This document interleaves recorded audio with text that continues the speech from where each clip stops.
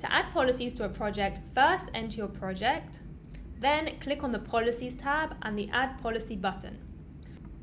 You can use the search bar to search for certain policies, or you can search them through the different tabs over here.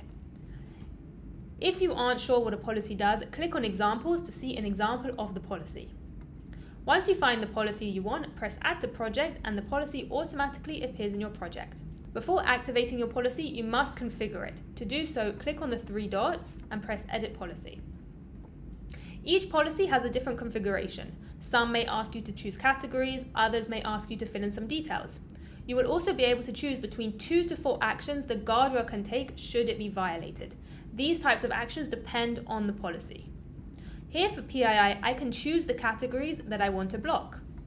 I then need to choose a threat level, which is how important this policy is to this project if it's violated.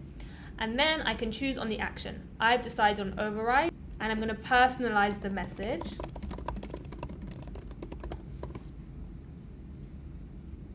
Then you need to test it in the sandbox.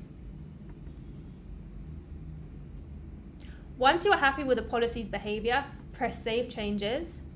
Then you need to activate the policy, make sure the master switch is live, and you're good to go.